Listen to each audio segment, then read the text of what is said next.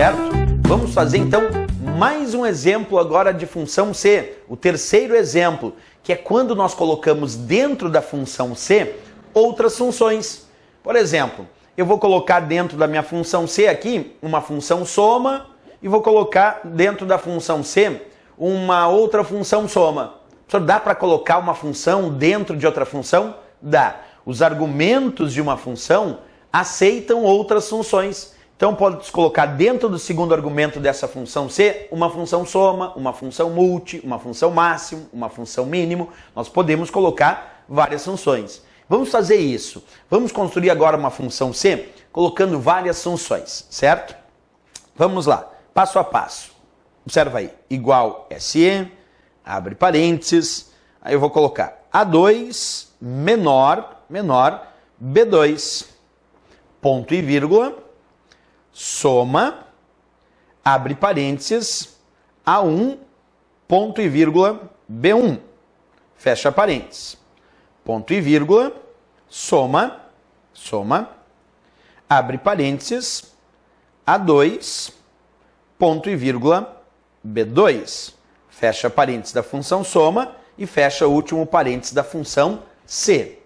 Olha só este exemplo da minha função C. Agora um exemplo um pouquinho mais complexo do que aqueles anteriores, porque neste exemplo agora eu também tenho lá o meu teste lógico. O primeiro argumento é sempre um teste lógico.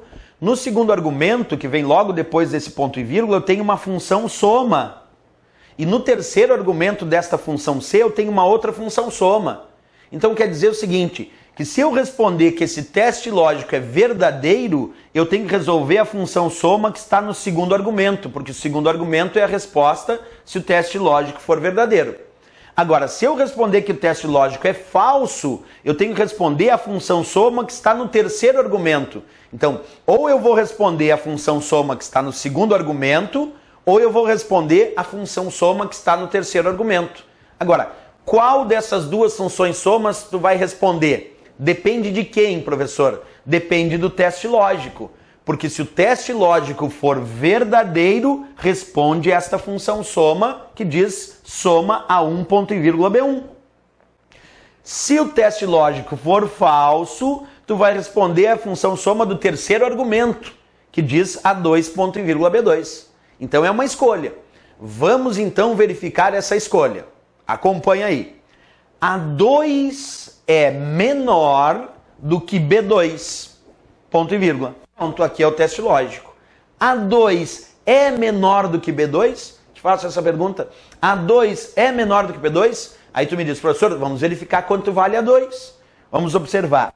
A2 vale 2.000. Perfeito. B2 vale 1.000. Ok. Então ele está perguntando se 2.000, que é o valor de A2, é menor do que 1.000, que é o valor de B2. 2.000 é menor do que 1.000? Não, 2.000 é maior. Então é falso o teste lógico. Porque ele está perguntando, observa, 2.000 é menor do que 1.000? Falso.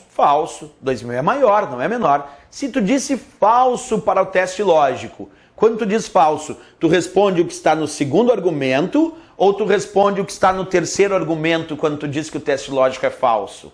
Tu responde o que está no terceiro argumento. Quando tu diz que o teste lógico é falso, tu vem direto para o terceiro argumento, observa o que tem dentro dele e responde esse terceiro argumento. Nesse meu terceiro argumento eu tenho soma A2 ponto e vírgula B2. Então vamos calcular a soma de A2 ponto e vírgula B2. A2 vale quanto? Vale 2.000. Ponto e vírgula B2. B2 vale quanto? Vale 1.000. A função soma o resultado dos seus argumentos. E quem separa argumentos na função soma é o ponto e vírgula, como tu sabe. Então, A2 vale 2.000, ponto e vírgula B2 que vale 1.000. Então, ele quer a soma de 2.000 e 1.000. 2.000 e 1.000, o resultado é 3.000. Então, o resultado, quando eu der Enter, vai aparecer 3.000, que é o resultado daquela soma que estava no terceiro argumento, que era o argumento falso. Observa o que eu disse. Eu verifiquei o teste lógico. 2.000 é menor do que 1.000? Não, falso. Se eu disse falso, eu vou para o terceiro argumento. E no terceiro argumento ele pedia para somar o valor de A2, que vale 2.000, e B2, que vale 1.000. 2.000 e 1.000, o resultado que apareceu da soma de 2.000 e 1.000 foi 3.000. Agora é claro que nós vamos exercitar aqui. Esse foi o nosso resultado da nossa função C. Eu vou alterar agora um pouquinho essa função C para transformar o teste lógico em verdadeiro. Vem comigo, olha o que eu vou fazer aqui. Ali no lugar do sinal menor, ali no lugarzinho ó, do sinal menor, eu vou colocar o sinal maior. Observa que agora o meu teste lógico está diferente agora porque eu botei o sinal maior. Agora eu botei A2 é maior que B2. Este é o meu teste lógico. Então vamos lá. Quanto vale A2? A2 vale 2.000. 2.000. Quanto vale B2? B2 vale 1.000. Então agora eu estou perguntando, A2, que é 2.000, é maior do que B2, que é 1.000? 2.000 é maior do que 1.000? Sim, verdadeiro. 2.000 é de fato maior que 1.000. Se tu disse verdadeiro para o teste lógico, tu responde o que está no segundo argumento ou tu responde o que está no terceiro argumento? No segundo. Porque se tu diz que o teste lógico é verdadeiro, tu tem que responder o que está no segundo argumento e esquecer que o terceiro argumento existe. Eu vou esquecer que o terceiro argumento existe. Eu disse que o teste lógico é verdadeiro, eu só posso responder o que está no segundo argumento. E no segundo argumento tem uma função soma A1 ponto e vírgula B1. Então eu vou ter que somar A1, que vale 500, e B1, que vale 600. Qual o resultado da soma de 500 e 600? Vai dar 1.100. Então, quando eu der Enter, a resposta é 1.100, porque agora o teste lógico foi verdadeiro. E aí deu 1.100 como resultado. Por quê, professor? Porque eu analisei o meu teste lógico, descobri que esse teste lógico é verdadeiro.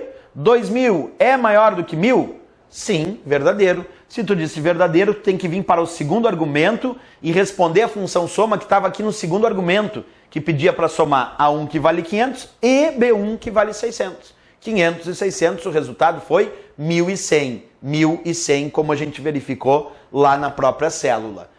Não usei, nesse caso, o terceiro argumento, porque o terceiro argumento eu só usaria se o teste lógico fosse falso.